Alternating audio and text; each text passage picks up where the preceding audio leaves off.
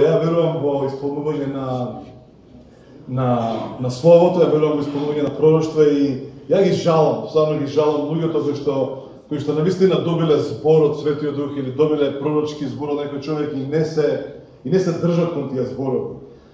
Мнозина здраво на сите, пред да кажам. Ја почнав одма со мојата, али здраво на сите, за тие што не сме се виделе, можеби некој полуг период, што е месец дена, а месец дена е долг период. Нели бевме негде надвор со Ребека и со децата, бевме во Америка, па потоа бевме на други места, па бевме во Албанија. И како да е, нас секогаш ни е мило и секогаш размислуваме за црквата во Македонија. Ја не знам како секој друг човек размислува од тука натаму или од таму наваму, али за нас црквата е неизбежен дел од нашиот живот и не само затоа што сме поставени како или ја водиме или сме водачи или не знам како луѓето не нарекуваат се, али ја и пред тоа, и пред да бидам некогаш на нека позиција, јас ја сакам црквата. Ја не знам како да немаш црква. Ја стварно не знам како тоа изгледа. Или не би сакал да знам. Како да е? Имате многу како се тоа христијани кои што навистина сака да го живеат, да го следат Господ. И една фраза што ја слушам постојано, која што се користи, која што е од Библијата, али ја слушам многу луѓе користат и велат, ние мора да се бориме и изборуваат за битката на верата, нели, војуваја битката на верата. И знаете, кога ги слушате, си кажеш, кој што се случува, нешто страшно се случило. Но кога ги слушам, кога повеќето луѓе го користат овој стих, препознавам дека всушност они го користат тој стих затоа што се плашат.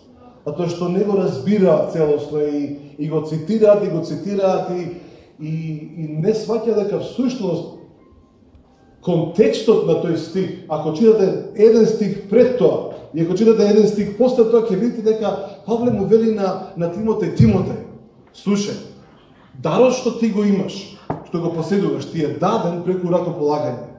И потоа ти е дадено пророштво, кое што дојде заедно со тоа, пророчки зборови. И вели, држи се за пророчките зборови. И следниот стих вика, и војуваја добрата битка на верата. Значи, ти не можеш да војуваш ништо, освен ако некој не ти дал тебе за што да се држиш. И пророчките зборови за тебе, кои што се дадени на тебе, за мене, се она што ние го држиме и врз основа на тоа, ние можеме да веруваме или да имаме сила во таа вера која што ја имаме. Дали го разбираме овој? Да не ти каже, што е со Библијата? Океј, земја и Библијата, земја го и Божиот збор. Но едно нешто кое што треба да знаеш е дека пророчките зборови што ти биле кажани, тие ќе се исполнат, или како би рекол, би требало да се исполнат ако ти си послушен. Знаете, имате пророчки зборови кои што наистина зависат од вас. Ја би рекол дека повеќето пророчки зборови што ви се дадени се условни и зависат од тебе. Зависат што правиш ти со нив. Не можеш да си играш со пророчките зборови. Тие се реални, тие доаѓаат од небото. Тие се вистински и мораш на вистински начин да се однесуваш со нив. Сега зашто го кажувам ова? Многу ми се допадна песна што пеевме последната. Вас ми се допадна? Прекрасна песна. Така, Реклес лав, не знам како да преведам на македонски. Може нема ни превод за такво нешто. Безусловно, најверојатно ќе преведат, ама не е така. И има еден дел кој, пак ќе кажам, песната ми е супер, одлична. Али има еден дел што морам да го коригирам. Кој е делот? Делот е каде што ние пееме, заради мене ти ги остави 99-те. Така. И повеќето луѓе кои што сакаат да читаат Словото, сакаат да читаат Библијата, ќе кажат, Бог, Исус, заради мене остави 99, или ќе остави 99. Ја не сум сигурен дека тоа е така. Барем не сега. Не е така. Затоа што Исус нема да остави еден заради другите, или обратно, нема да остави 99 заради еден. Затоа што он веќе сите ги прибра во неговото срце. Веќе се, она што Исус го зборуваше во тој дел, и ми зборуваше сериозноста на Бог, кој што заради една личност може да направи нешто кое што овој свет нема да го разбере. И затоа на крстот, кога Исус умираше, кога се сеќавате и се мислите да една награда на Мита, ама ќе мора за следниот пат. Затоа што не е римјани, него евреи. Евреи 12, 1 и 2. Да, римјани рече. Од возбуда, да. Али римјани 12, 1 и 2 и тоа е добро, тоа е супер стих.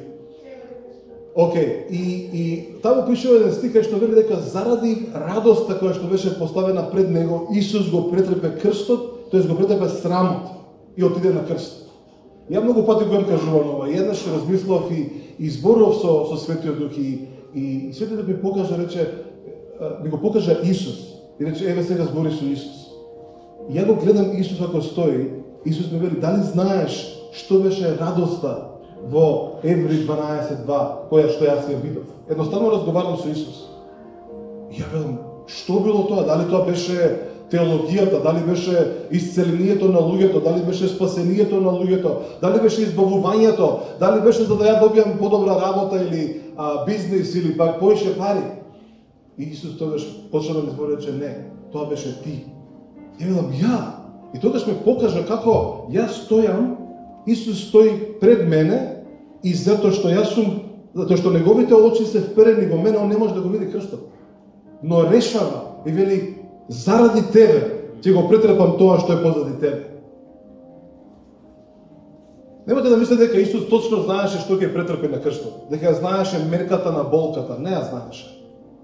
Затоа што беше прв пат за него. Затоа што ја доживуваше на првенствено доживуваше на прв пат. И ја доживеа, но и бидејќи дури не знаејќи колку ќе биде таа силна таа болка, сепак одлучи заради тебе. Ти беше препреката пред неговите очи да го види крстот каков што е страшен и да каже независно колку е страшен, јас заради тебе ќе умрам. Дали го разбираме овој ден? И затоа радоста за него сега е секој ден човек. Така да Исус веќе нема потреба да кажува јас ќе оставам 99 заради тебе. Тако нешто веќе не постои. Затоа што он веќе ја заврши својата задача, веќе го комплетираше крстот. И затоа сега секој за него е веќе придобиен во неговото срце. Дали го разбираме овој дел? Да или не? Да, окей. Сега. Денеска пишуваат, ја слушнав една песна од девојка која млада девојка, може и 15 години, може и помала. И кога прв пат ја слушнав песна, велам, оваа девојка или знае, ама најверојатно не знае што напишала. Не ја знае формата на текстот што напишала. И знаете што беше текстот? Ви кажам само еден дел од текстот. Вели, од 100 мисли, 99 се за тебе. Токму така и денеска. Веќе не станува збор Бог да те остави 99 за еден, него од 100 мисли, всушност 100 се за тебе. Дали го разбираме овој дел? Али таа девојка беше многу близко и вели од 100 мисли 99 се за тебе. Дали таа романтична песна, ама кога го прочитав тој викам, еве како Светиот Дух знае да инспирира човек, да каже целосно те љубам, целосно те сакам. Немој да мислиш дека ќе те оставам, дека заради некој друг тебе ќе те оставам. Затоа што многу често синдромот на сираци знае да биде, дури се наоѓа, луѓето го наоѓа дури во овој стих. И може да се кажат, Бог мене ќе ме остави заради тебе. Тоа е тој синдром, тоа е тој некој страв, кој што дури христијаните го носат во себе си. Затоа што су уверени во тој стих дека е вистина. А тоа беше вистината што Исус им кажуваше што се Бог ќе направи за нив. Океј, тоа беше само на кратко. Така да другиот пат кој ќе ја пеете, да знаете како ја пеете и зашто ја пеете и што значи тоа. Кога пеете дека Исус заради тебе ќе ги остави 99 овци и ќе тргне за една. Амен. Океј.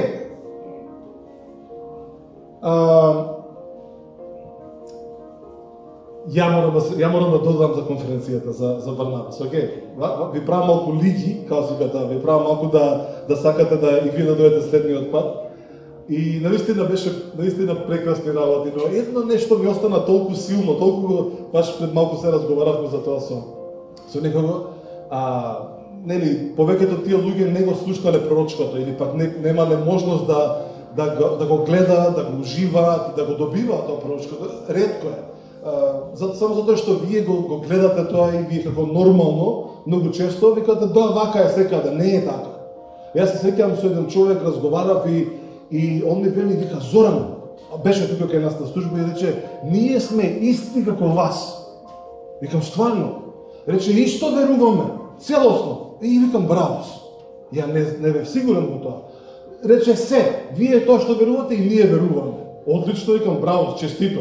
Рече, тоа со пророчкото, тоа, истото ние го веруваме. Исто, вие што правите тоа, ние се го веруваме тоа. Стварно го велам, ја не знаев дека вие исто да го верувате. 100% ти кажам. Викам, пророкувате? Не пророкуваме. Викам, зашто? Ако верувате во тоа, зашто не пророкувате? Зашто, кога знаете дека е добро, кога знаете дека е полезно, кога знаете дека луѓето се изградуваат, зашто не го користите? Еднаш еден сгреши, утна, и ние сите се исплашивме од него, и од тогаш рековме, нема пророкување. Ја рекам, дали вие разбирате колку глупости ја јам слушам од луѓе? Колку незрели луѓе јам сретнато во мојот живот, кои што го користеле тој дар. Колку манипулативни луѓе го користеле тој дар, но никогаш не сум се откажал од убавината на тој дар. Само заради еден човек. Не ни смеам да се откажам. Не ни смеам да размислам дека можеби пророштвата не постојат денеска. Не смеам да се осмелам да поверувам дека даровите престанале. Зошто? Премногу имам видено. Премногу имам искусено. За да се откажам да кажам, можеби не е тоа вистина. Дури кога е тешко, дури кога е невозможно, дури кога сето тоа што ти си го примил како пророштво или како збор, кога мислиш дека нема шанси ова да се оствари, тогаш е битката, битката на верата. Тогаш држи се за тоа слово и кажи Бог е семоќен Бог. Јас обично не правам така, но овој пат земав забелешки, пишувам таму нешто, модерен човек, нели, пишувам нешто, дати, имења. И се сеќавам, напишав 12, не знам кој беше, 12 јули, например. И под таа дата напишав едно нешто. И напишав 12 јули и под него напишав семоќен Бог. 12 јули семоќен Бог. И велам вака, стотина луѓе, викам, кој е тука роден или оваа дата му значи нешто, 12 јули. Човекот стана рече, јас сум роден на 12 јули. И ја на тој што преведам, реков, само ти да видиш што пишува. Под 12 јули пишуваше семоќен Бог или Almighty God. И кога му го кажав, тоа на човекот, после службата дојде, знаете што ми кажа? Рече, јас токму овој ден размислував дали Бог е толку моќен за да го смени оваа ситуација во која што јас се наоѓам. Дали Бог е навистина семоќен, како што он вели, за да ја смени мојава ситуација. Дали го разбираме тоа? Тоа било неговото прашање кон Бог. Дали ти, Боже, си толку способен да направиш такво чудо да го смениш мојот живот? И вечерта некој се наоѓа од Македонија и му го погаѓа родендено и му кажува Бог е семоќен, Бог може да го смени твојот живот. Дали го разбираме овој дел? Бог е таков. Не те остава ти да мислиш нешто по твое, не те остава ти да размислуваш нешто, па да одлучиш, не, Бог не може тоа да го направи. Бог може да направи неспоредливо, толку многу повеќе од оно што ние можеме да побараме и да замислиме. Таков е Бог. Кај се наоѓа тој стих? Научи за домашно. Оној кој што може да направи неспоредливо многу повеќе од оно што можеме да го побараме, да го замислиме. Ефешаните 3:20. Опа! Еве успешен студент. Океј, ајде ќе идеме малку денеска во некои стихови. Денеска ги одбрав за вас специјално, затоа што верувам дека се денеска да ги слушнеме. Иако повеќето од луѓето се некаде на одмори, и малку сме проречени, иако добра бројка сме денеска. Како ви е навечер? Како ви одговара навечер да се собираме вака? Да, не, добро ви е? Да. Може да изчистите дома во недела од сабајале да средите, така? Океј. Ќе видиме, ќе оставиме некој период да провериме како ќе функционира, така да сакавме да направиме нешто што не е традиционално. Нели, обично ние може да се навикнеме да кажеме вака мора да биде и не може другачи. не смееме така, барам ја не сум таков човек кој што сакам традиција многу. Океј, второ послание, ајде читаме некои си 10 стихови, ќе поминам на брзина, иако можам на еден стих да ви зборуваме многу работи, али ја верувам дека треба да го слушнеме ова денеска. Ја верувам дека е порака за секој едно срце. Ја не знам кај се наоѓаш во твоите мисли, која е твојата состојба, кои се твоите намери, која е твојата мака во овој момент, што ти мислиш дека ти фали, што ти мислиш дека имаш многу. Не ги знам сите овие работи, значи не имам потреба да знам. Тоа Господ нека се занимава со сите вас. И јас знам за мене. И тоа ми е доволно понекогаш, и дури тоа ми тежи. Али тоа каков си ти, тоа ти и Господ. Океј? Али оно што јас верувам дека треба да го слушнеме денеска, бидејќи ова е напишано како општо писмо, всушност е напишано до еден човек што се нарекува Тимотеј. Тимотеј бил духовниот син на Павле, и Павле, иако биле заедно едно време, Павле го испраќа, Тимотеј почнува црква, и потоа Павле, покрај своите бремења, покрај своите, ја би ги рекол, ситуации, прогонства, тепања, патувања, одење на секаде, спротивставувања од браќа, лажни браќа, го крадат, го лажат, го манипулираат, што викаме ние, не знае кај му е главата човекот, нели, така викаме. И покрај сите тие работи што му се случуваат, Павле наоѓа време и наоѓа љубов во своето срце да му напише на еден човек кој што можеби не го видел со години веќе го нема видено. Биле заедно едно време, се грижал за него цело време и сега го испратил и сака да го види, ама заради сите работи што се околу него нема можност. Едноставно нема можност. Денеска ние имаме таа можност да патуваме многу лесно. Некои од нас можат сега да бидат тука, а утрешниот ден да бидат во некоја далечна земја. Ја многу често кога патувам некогаш се наоѓам денеска во Америка, а утре дента веќе сум во Македонија или обратно. И многу е чудно кога можеш толку лесно да патуваш. И некогаш кога слушам Павле кога вели јас едва и чекам да дојдам да се дружам со тебе, да споделам радоста со тебе, и ние си викаме како би не можело да патува различни времења. Биле различни времења. Денеска е некако полесно. И еве го Павле пишува, Павле апостол на Христос Исус по Божјата волја според ветениот живот во Христос Исус. Ова само кога го прочитав ова и цела проповед излезе низ мојот дум. Само овој стих кога го прочитав. Вели според ветениот живот во Христос Исус. Дали знаете дека Исус вети живот за секого? Во Исус веќе постои ветување дека секој човек може да ужива во вечниот живот. А тоа што вели ветено. Имаше таму некој политичар, како вика, ветено сторил, така нешто беше? Сега обично луѓето не сторуваат до крај, не прават до крај, но Исус вика ветено. Вика Павле апостол на Христос по Божја волја според ветениот живот во Христос Исус. Кога Исус го вети вечниот живот? Кога? Не му го вети на Павле, го вети на крстот. Кога умре за секој еден човек, кога зема секој еден грев и воскресна за спасение. И тогаш ветувањето веќе се даде дека секој еден човек што ќе поверува во Исус ќе добие живот вечен. Амен.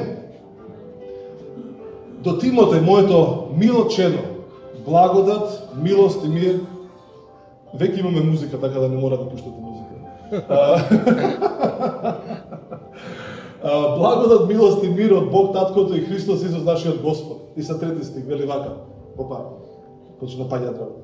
Му благодарам на Бог, кому со чиста совест му служам уште од моите прародители, спомнувајќите постојано ноќи и дење во своите молитви. Интересно е го Павле, песка пеевме ноќи ден и ноќи. Павле покрај сите работи што ги доживува, наоѓа време да се моли за еден човек. И тој е само еден. Тој е само една личност. Ако ќе ги читате другите работи, Филипјани, Колошјани, Римјани, Ефешани, на сите е вели, јас за вас, од кога слушнав за вашата вера, ден и ноќ, не престанувам да му благодарам на Бог и се молам за вас. И затоа после вие кои ќе го прочитате Павле кој вели, немојте да престанете да се молите, викате, како нема шанси тоа, како ја да морам да престанам, кога ќе јадам сладолед, кога ќе идам у кино. Кога ќе идам на рингишко, кога ќе играм ова, кога ќе идам таму, а со другарите да се напиеме нешто. И ние имаме тој изговор и кажеме, не, тоа, ако се помолиме еднаш, два пати, ако успееме некако да прочитаме некој стих, едва, па пред спиење некако. А Павле вика, за сите им вика, ја кога слушам за вас, па не престана да се молам. Значи не е само една личност, имате можеби 20 работи за кои што Павле вели, ја постојано се молам. И некојаш се прашувам, што друго правил Павле? А знаеме дека правил многу работи. Вика, ја направив многу повеќе од било кој друг апостол. Од сите апостоли направив повеќе работи. Кај се најде тој стих? 1 Коринтијани, 15 глава, 10 стих. Но според Божјата благодат, тоа што сум. Затоа што јас направив повеќе напори од сите други апостоли, но не јас, туку што Божјата благодат која што действуваше во мене. Се замислете го Павле, постојано се моли, постојано се благодари, постојано мисли за другите луѓе, постојано е опседнат со мислите и со усрдноста дали на другите им е добро. А во исто време прави повеќе дела од било кој друг апостол. И си кажеш, овој што бил Супермен бил? Не бил Супермен, него ја разбрал благодата што е врз него. И знаете што прави? Почнал да ја користи. Почнал да ужива во таа благодат. И затоа можел да ги прави сите овие работи. А бил човек. Не било нешто, не бил два човеци, не бил двајца, бил еден човек. Океј. И кога си спомнам за твоите солзи, копнам да те видам и да се исполнам со радост. Зашто си спомнувам за нелицемерната вера што е во тебе, која одпрвен се наоѓаше во твојата баба, некој грчко име да не чекај, Лиоида, и во мајка ти Евникија. И уверен сум дека е во тебе. Интересно е што Павле најверојатно ја сретнал и баба му, ја сретнал и мајка му. И ја видел таа вера во нив. И видел дека тие го љубат Бог. Јас се сеќавам кога го имавме Алпин, некој од вас повеќето не беа тука, и после службата, не знам, беше наистина прекрасно и реков, колку е убаво да се дружиш со човек кој што го љуби Бог. Колку е прекрасно да имаш пријател, човек кој што стварно го љуби Бог. Не е таму за да се покаже, не е таму за да импресионира некого, не е таму за да направи служба, што викаат американците министри, не е таму за да се докажува, него го љуби Бог од се срце, го љуби, го сака. А сепак е човек како нас. Ова Соня ќе го пренесе, да се каже многу. За да го кажем, да. И затоа вика нелицемерна вера, значи он ја видел таа вера. Таа вера била во баба му, била во мајка му и Павле вика и сега е во тебе. Се пренесува како пример. Затоа ти напомнувам да го разгоруваш Божиот дар кој што е во тебе преку моето ракополагање. Сега ова морам да го спомнам. Причината зашто го кажав претходно тој дел дека јас стварно не знам што се случува во твојот живот. Некогаш знам, некогаш не знам, некогаш ми е доволно само се допрам до некои и многу работи и гледам и затоа што не сакам да допирам многу луѓе, затоа што многу работи па и нечени да знаеш. И стварно наистина не знам што све се случува. Но видите што му вика Павле. Павле го љуби Тимотеј, го сака повеќе од било што. Можеби повеќе од било кој друг човек го сака. Зашто што му е многу близок, син му е, го израснал, знае, уложил во него години патуваме заедно. И одеднаш му вика, знаеш што, кога се молев за тебе, ти доби дар. И супер е со дарот, прекрасен дар доби. Кога некој се молил за тебе, кога ти го прими Светиот Дух, ти доби дар. Точно? Веруваме во такво нешто? Што мислиш, ти доби некој дар кога дојде Светиот Дух во тебе? Да. А ти колки што мислиш? И ти така мислиш? Опа, двајца има. Ти Николче? Да, ти си одбитува таму касна, да стигне возот до таму, може и да успори малце. Андре го користи. Значи, сите во оваа просторија, независно каков си, што ти да... Значи, кога ти го прими Светиот Дух, во тебе дојде дар. Дарот на Светиот Дух, као прво. Второ, дојде даровите на Светиот Дух. Као трето, дојде помазанието од небото. кој што ти дава можност да правиш нешто што не би можел да го направиш во ниеден друг случај.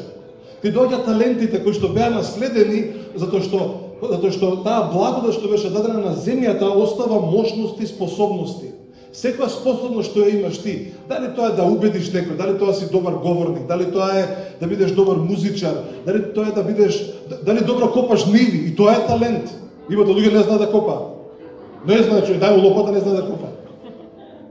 Талент е да знаеш да коваш шајки. Има луѓе не знаат да коваш шајки. Ќе удри се освен шајката. А највише прстот. Не знае човекот кај да знае. И се нервира, се поти, не можам, јас ова трни се од мене. И тие способности се оставени. И сите тие работи действуваат. Но видите што е целата работа. Што е штосот. Павле му вика, имаш дар. И Павле не може да му каже, знаеш што, ја кој ќе дојдам, ја ќе ти го разгорам дарот. Ја ќе направам, ти само чекај, ја да дојдам, чекај, не знам кога ќе дојдам. Може ќе дојдам после 5 години. Ако дојдам, ако не ме стрелјаат по успат, ако не му тепаат успат овие битанги кај што поминувам. И вика, ти само чекај, и сега Тимоте може да каже, ајде, леле, кој ќе дојде Павле, значи Павле кој ќе дојде, тој ти знаеш кој е Павле? Павле ми е мене духовен татко. Значи он кој ќе дојде, ќе видите ви. Он кој ќе дојде, ќе ме, нели, као сега, сестрите, ќе бубу, како струја ќе удри во мене, и ќе ме опре, и сега ќе видите после што ќе направам со вас. Не, знаете што вика Павле? Знаете што вика Павле на Тимотеј? Знаеш што, ти прими дар. Ја нема да го направам тоа. Него ти разгорувај го дарот. Ти ја имаш одговорноста што ќе правиш со тоа што ти е дадено. Немаш ти да очекуваш, леле, ќе дојде октомври, ќе дошол некој пророк. Ла. Може ќе ми каже нешто за иднината. Малку ги искарав таму во Албанија, ми доаѓа млади деца, да ми кажеш нешто за иднината. Викам, на бојач ти личам тебе за иднината, ти кажувам? Дечко, дали ќе фатам? Ќе фатиш.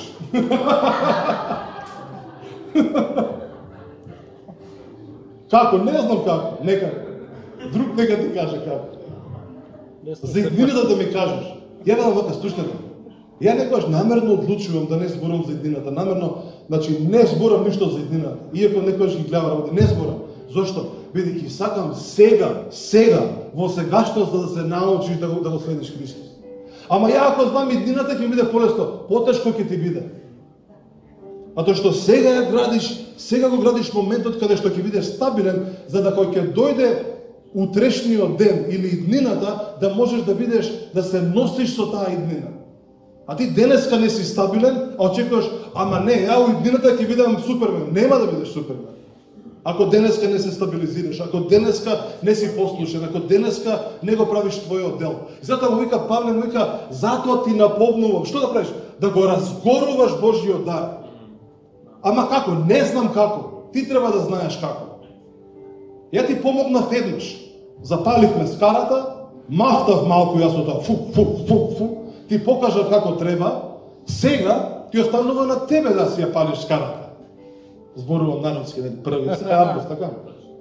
Некој ми каже, Зоран, сега е празник. Кој празник?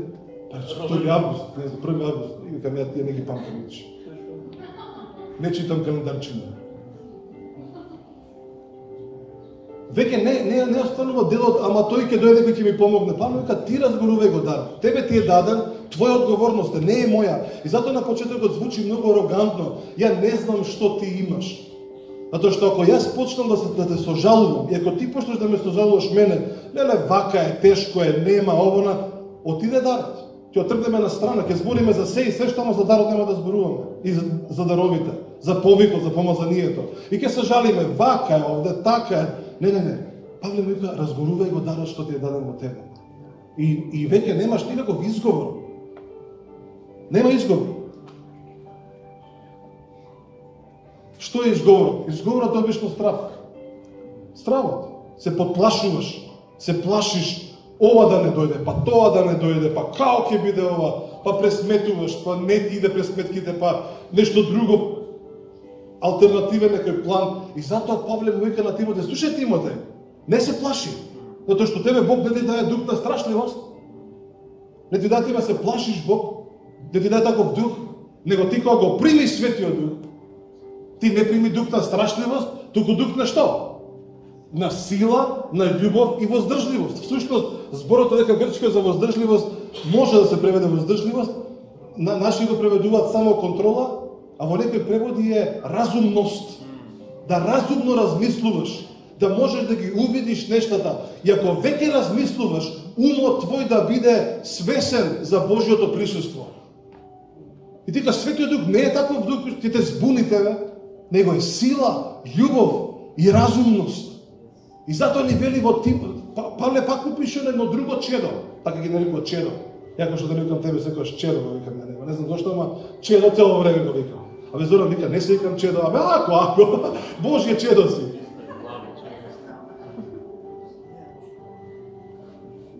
И му вика, чедо мој му пише на Тит. И ето што му пише на Тит. Му вели, во 2 глава 11 стих, вика, Божјата благодат еве се појави сега и носи спасение за сите луѓе. И знаеш што вика? Му вика на Тит, ти си чедо моје, ја тебе те учев, ти си син мој. Сега ще ти кажам што при благодата. Сега ще демонстрирам што при благодата. И му кажува, и таа благодат, за која што ја ти зборував цело време, во која што ти си спасен, во која што го примиш спасението, вели таа благодат, 12 стих, ќе те научи, ќе ти даде инструкции како да се откажеш од безбожноста.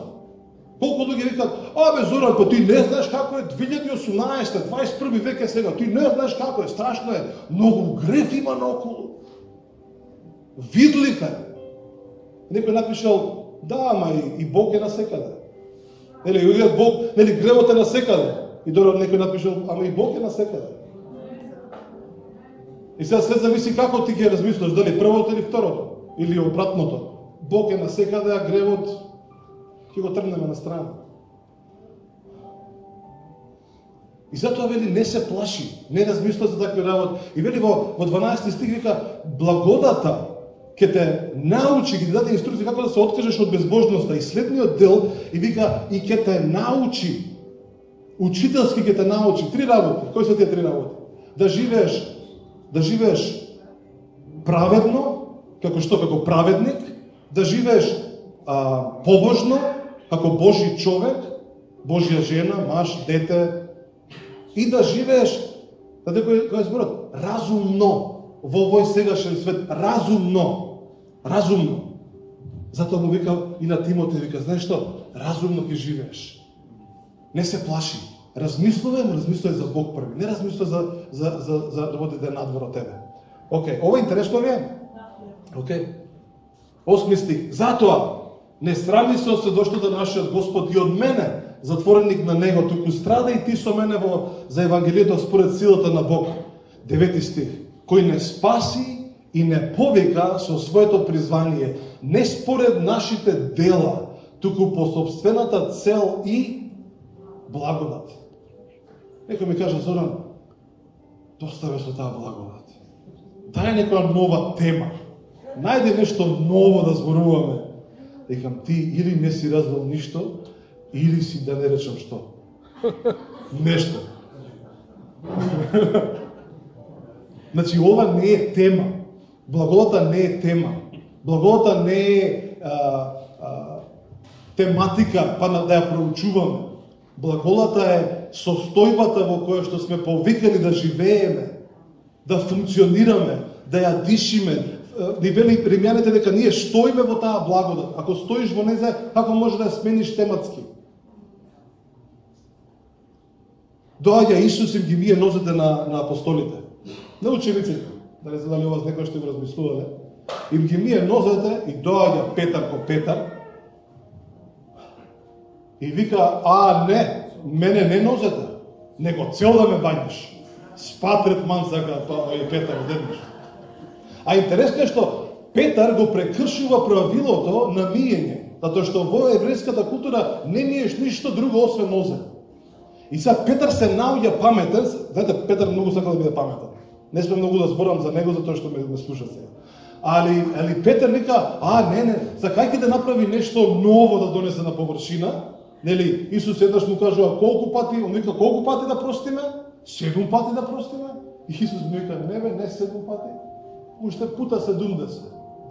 И му нарушува цела теологија му нарушува на Петар. И Петар, имајќи го во предвид во тоа, вика, сега ќе го зезнам малку, сега ќе донесам нешто ново. И му вика, не само нозете мене, зашто он мисли, овие не се достојни, дека сега ќе покажам понизност. Не вика, цел да ми испереш мене. Исус му вика, не знаеш, ти не разбираш што зборуваш. А тоа што вели, нозете се тие кои што се впиени во земјата. Со нозете чекаат, затоа мора да бидат измиени. Така да, сега кога нас не изми таа благодат, кај не стави Исус? Не стави со нашите нозе во благодата да стоиме. И затоа кога Павле пишува стоиме цврсто во благодата, му кажува и на Петар, се сеќаваш ти што зборуваше тоа за миење нозе, раце и што све не друго? Вика, сега стоиме во таа благодат. Зацементирани сме во незе. И затоа непознавањето на благодата е непознавањето на твојата состојба. Кај стоиш? Во каква состојба си ставен? И затоа веќе нема перење нозе. Знам дека мнозина сакаат тоа да го прават и звучи добро, изгледа добро, ама според Павле немаш потреба да переш ничии нозе. Затоа што твоите нозе веќе се во благодата. Зацврснати. Се оно што ти треба на тебе, ти откровение дека стоиш во таа благодат. Не ти треба перени нозе. Ова да ми беше многу тешко, да не ви расипав некој. Некој ако планирал, ќе се понизам и ќе ги виктам и ќе ги мијам нозете на луѓето. Ти расипав цела идеја. Ти расипав уште многу работи, ако посебно да кажам. Ајде уште овој стих. 8 сати. Кој не спаси и не повика со своето призвание, не според нашите дела, туку по собствената цел и благодат, која ни беше дадена во Христос Исус уште пред вечни времења. Значи, интересно е што, само уште ова. Ја не знам дали сте го размислувале овој дел, а би требало да го размислувате. Таа благодат, значи целта на Бог и благодата веќе беа спремени. Од Божја страна веќе беа спремени. За прашањето е кога беа спремени за да бидат дадени. Знаете кога? Уште пред вечни времења.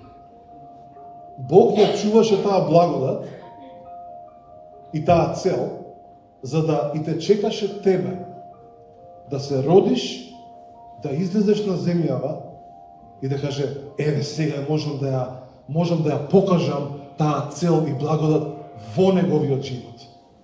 Дали разбираме дека кога човек ќе се роди на земјата или ќе дојде на земјата, Божјата цел и Божјата благодат која што чекаше од вечни времења, уште пред создавањето на било што, упорно си чекаше и чека и доаѓа врз тебе. И сега вика, сега си поставен да живееш во таа божествена цел и во таа божествена благодат. Дали го разбираме овој? И затоа, се што е надвор од ова, веќе е осудено на пропаст. Зошто? Бидејќи Бог нема намера да го менува својот ум. Затоа писателите ни викаат Бог е истиот вчера, завчера, вчера, денеска и за секогаш. Зашто е таков? Затоа што он веќе смислил план, веќе има собствена цел и таа цел е поврзана со благодата. И кога човек се роди доле на тука на земјата, таа цел и таа благодат доаѓа врз него, за да го донесе, да ја исполни, да го исполни сето тоа што Бог го замислил. И затоа, кога ние разбориме за благодат, не зборуваме за нешто абстрактно, него зборуваме за нешто што е многу реално во Божјото срце, во Божите намери, во Божите мисли. И видите се што пише 10 стих. А која сега, што откри Бог? Таа собствена цел и благодат. Сега ја откри преку кого? Преку јавувањето на нашиот Спасител Христос Исус. Значи, кога Исус дојде на земјата, Он ја откри таа цел, таткова цел, ја откри благодат, рече, еве, со ова доаѓам ја. Со други зборови, што е целта? Што е собствената цел? Знаете што е тоа? Тоа е вистината. А тоа словото после ни кажува во Јован, ќе ја знаете вистината и вистината ќе ве ослободи. Ослободи од кого? Од себе. Од сите стеги. Зашто? За да може да живеете по таа благодат во која што сте повикани. Така да благодата не е тематско изучување на некоја глава или некој стих. Не, тоа е основата во која што ти и јас пребиваме. И не е подела да некој се фали. Него е, ќе кажем, божествен повик во твојот живот. Ај сега само што да го завршиме. Која сега се откри преку евањето на нашиот Спасител Христос Исус, која укина смртта и на виделина донесе живот и бесмртност преку Евангелието. Која укина смртта и на виделина, тука грчкиот збор виделина е, мислам дека беше фотос, како таму доаѓа нашиот збор светлина, нели, фотони. И вели која укина смртта, многу интересен стих. Ја укина смртта. Не ви каже Зоран, како бе укина смртта кога се уште гледаме смрт околу нас? Нели, луѓе умираат цело време. Баш вчера гледавме некои слики со Ребека, некои албуми и деца кои биле помали и некои личности кои што сме ги знаеле, не се живи повеќе. Таму се на сликите им се гледа фацата, ги гледаш. А века пишува ја укина смртта. На што ја укина смртта? Ја укина смртта, ја укина силата на смртта да ги тера луѓето да живеат според гревот. Дали го разбираме тој дел? Благодата ја има можноста и ја прави таа операција да го обесилува гревот во твојот живот, за да не можеш да живееш во темнина. И затоа вели на виделина донесе живот, го осветли, ја донесе како реалност, ја донесе таа благодат која што сега дава живот. Затоа што каде што има грев, таму има смрт, а каде што има благодат, таму има живот. Токму благодата го прави спротивното од гревот. И затоа Словото ни кажува, каде што има многу грев, има многу благодат. Затоа што Бог така го намерил тоа, да не може да се фали дури ни гревот, дека е силен. Не може да се фали гревот, не може да се фали смртта, дека немаш право, дека ти е силата да се фалиш. За оние кои што решава да го разгоруваат, кои тука ме допре некој ангел. За оние кои што решаваат или одлучуваат да го живеат таа благодат, да го разгоруваат дарот што е во нив, да разгоруваат таа цел во нив, смртта нема право, или подобро кажам, гревот нема право да ги условува и да ги засенува нивните животи. И затоа Словото не вели дека сме повикани да живееме како цареви, да бидеме свештена царско свештенство. Да живееме како такви. И некој каже, Зоран, ама каде е тоа? Тоа е нека научна фантастика. Не е научна фантастика. А тоа што е ветен момент, ветување, кое што Исус го исполнува за тие, за оние кои што решаваат или одлучуваат да живеат како такви. Амин, Зоран. Не кажуваш приказни за деца. И затоа, јас и ти немаме изговор да кажеме, ама ти не знаеш како у Македонија. Не знам како е. Некогаш не знам како е. Затоа што патувам многу, не знам се. Ама ти не знаеш како е таму. Не знам. Ама ти не знаеш како е Америка. Стварно не знам. Али едно нешто знам. Тоа што го знам, не сакам да го заседам со ништо.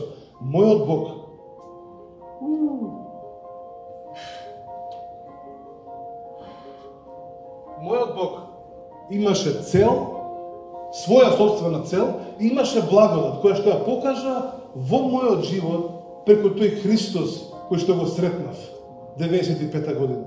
И заради таа благодат, сега јас не сум подложен и не морам да бидам роб на гревот. Не морам да бидам роб на стравот. Не морам да се плашам. Колку често идеме по разни места и ја ќе почнам проповед и ќе почнам да зборам против стравот. И Ребека вика, пак ли бе? Рече, доста со тој страв више да збориш. Викам, што да правиме? Со тоа се мачат луѓе. Збори за нешто друго. Викам, мора да го средиме први тој момент. Мораме да го разрушиме, да разрушиме таа основа во која што луѓето живеат, а тоа е стравот. Зошто? Бидејќи Бог не ни даде дух на страшливост. Не ни даде Бог на таков дух. Така да, следниот пат кога ја ти ќе се сретнеме, ако разговараме, те молам немој да ме избори за страв. Затоа што нема да го препознам Светиот Дух во тоа. нема да го препознам мојот Бог во тоа. Затоа што мојот Бог ми даде дух на сила, на љубов и на здрав разум или воздржливост. Ајде ми само уште 10 стих, па ќе завршиме до кај. Офле да колку работи не зборуваме. Ште колку минути имаме? 8:15. Кога завршуваме? 45 минути зборуваш. Зборам 45 минути. Ќе ми даде уште 2? Ќе ми дадеш уште 2 минути? Има тука многу.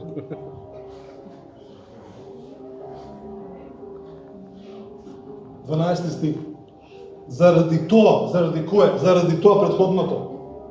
Го поднесувам се во ова, но не се срамам, зашто знам во кого сум поверувал и уверен сум дека тој може да го запази она што му го доверив се до оној ден. 13 стих. Држи се за примерот на здравото слово, што го имаш чуено од мене, и во верата и љубовта која што во Христос Исус.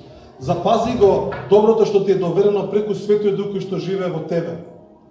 И ако само рипнеме, само овој ќе завршиме со овој стих, иако овие два стиха се прекрасни, идеме во втора глава, први стих. Вториот стих сите го цитираат. Ако идете некојаш на конференции за водство, за водачи, за управители, вториот стих секогаш го користам, тоа да се знаете. Значи, ова е многу лесно запомнити. Океј, вита, 2 Тимотеј, 2 глава, 2 стих. Тоа е најлесното нешто што може да го запамтите во Библијата. Не е Римјани, него Тимотеј. 2 Тимотеј 2.2. 2 Тимотеј 2.2. Океј, и вели вака. Вели, и она што го имаш слушнато од мене пред многу сведоци, довери им го на доверливи луѓе, кои исто така ќе бидат способни да поучуваат и други. Океј, значи ова ќе го сретнете секаде кај што ќе одите на семинари за водачи, за не знам, за учители, за било што. Овој стих е обично главна тема.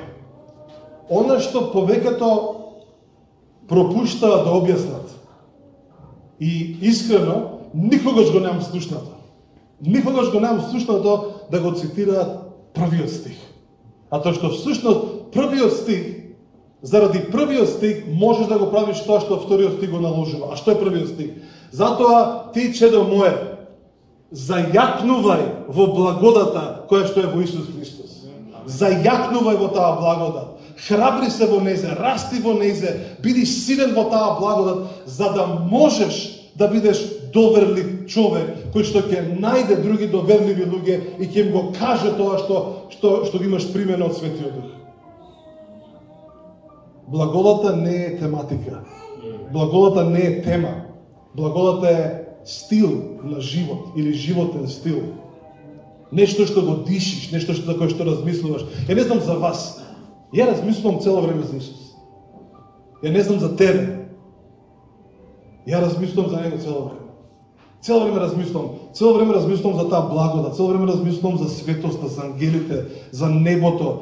И у исто време размислувам за жена ми, за првото дете, за второто дете, за третото дете, за четвртото дете, за кучето малецко што го имаме. Па имавме мачиња едно време, па имаме риби дома и за нив размислувам. Некаш викам, им давав та јадење да не ми умрат. Па после размислувам, чекај сега, не сме у Македонија, не со црквата, па ги редам. Пака обично почнувам. Од таму, тој што прави? Па тој кој се вика? Тој се вика Илија. Што прави тој сега? Како му е сега животот? И размислувам цело време за луѓето околу мене. И понекогаш Светиот Дух ќе ми покаже слика и си викам што прави човекот, што му е? Или прави проблеми или нешто добро прави. Добре. Кога размислуваш во таа благодат, имаш време за се. Имаш време за се. И да проповедаш, и да се шеташ, и да читаш Библија, и да памтиш Библија, и да се молиш, и да размислуваш за другите луѓе. Имаш време, само најди ја таа благодат во твојот живот. Најди ga, вкуси ја таа благодат, зајакнуј во таа благодат и ќе видиш дека е можно да го правиш тоа што Павле го правиш.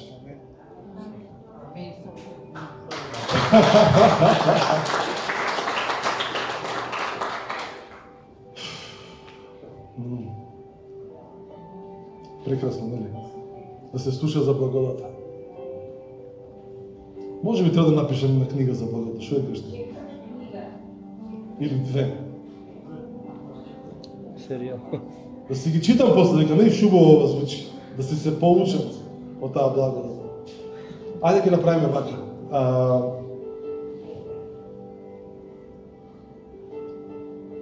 Ја не знам зошто, не знам дали вие го чувствувате тоа, ама многу силно присуство на ангели околу мене и околу вас. И ја верувам дека се со цел, значи тоа не е туку случајно доаѓаат, они се околу нас, али некогаш се изоштриваат сетилата и ги приметуваме, али ја лично имам видено многу ангели во мојот живот и ги имам видено во нивните, како да ги кажам, со нивните имења, со нивната цел, со нивната намера што ја имаат во животот. Она што верувам дека денеска е тука присутно околу нас е ангел кој што носи, или ангели кои што носат, не знам како да го опишем ова, али мешавина на утеха и на радост. Значи, не можам да го дефинирам, заедно го гледам, али едно е. Значи, тоа е утеха и радост. Не утеха да некој умрел па сега ќе не жалат, него е утеха да ги стопли нашите срца и потоа има радост. Така најлесно можам да го опишам. И верувам дека е можно да го примиме тоа. Словото не вели дека ангелите се дадени како духови кои што се служители на оние кои што го наследуваат спасението.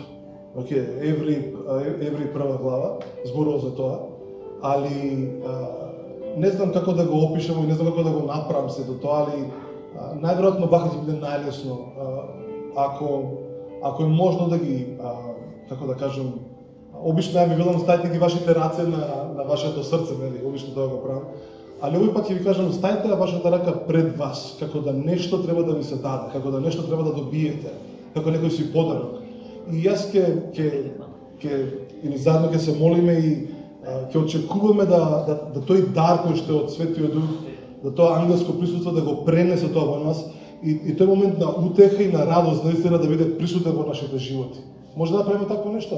Ова не е ништо страшно, не е надвор од Библијата, може да кажам многу примери каде што ангели донесуваат работи во животите на христијаните, али за оние кои што веруваат дека треба да го направат тоа, кои што имаат потреба да го направат тоа и кои што сметаат дека треба да го направат тоа, ја би те охребрил да го направиш тоа. Така да ги пружиме нашите раце, Свети Душе, и фала ти за тие прислужници што се околу нас, тие служители. Фала ти за ангелскиот свет, фала ти што е толку реален околу нас и е толку присутен. И фала ти што ти донесуваш една смесана, еден дар кој што е утеха и радост. И ние се преку вера испружаме нашите раци и примаме од Тебе, Господи Исусе. Примаме од Твоите дарови, велиме, утеши ги срцата кои што имаат потреба од утеха и донесија радоста или пак потикнија радоста што доаѓа како дар кој што е веќе во нас и потикнија таа радост да се радуваме на спасението, да се радуваме на таа благо, да се радуваме на Твоето присуство во нашите животи. И ние се преку вера го прифаќаме тоа и велиме, ова е мое и ми беше потребно во овој момент, во овој ден. И ти велиме, фала ти, Господи Исусе, фала ти што си толку добар, фала ти што се содействува за добрите на оние кои што го љубат Бог и што се повикани според неговите намери, неговата цел. И те сакаме, Господи Исусе, како никого друг. Те сакаме и ти велиме дека ти си најдобрата личност која што сме запознали некојаш во животот. И ти велиме дека ти си најсилната личност која што ние не можеме која што некојаш ќе запознаеме, и ти љубиш како никој друг. И ти сакаш како никој друг, и ти си толку внимателно го следиш нашиот живот, толку внимателно ги следиш деновите на нашите животи. И во нашето незнаење, во нашата неподготвеност или ignorance, незнаење, ни праќаш луѓе, ни праќаш ангели, ни праќаш помош. И фала ти за такво нешто. Фала ти за овој збор, што е охрабрување за нас, фала ти што зајакнуваме во таа благодат, фала ти што стоиме во таа благодат и фала што имаме цел во таа благодат. Татко, фала ти во името на Исус. Може да кажеме амин сите заедно? Амин. Амин.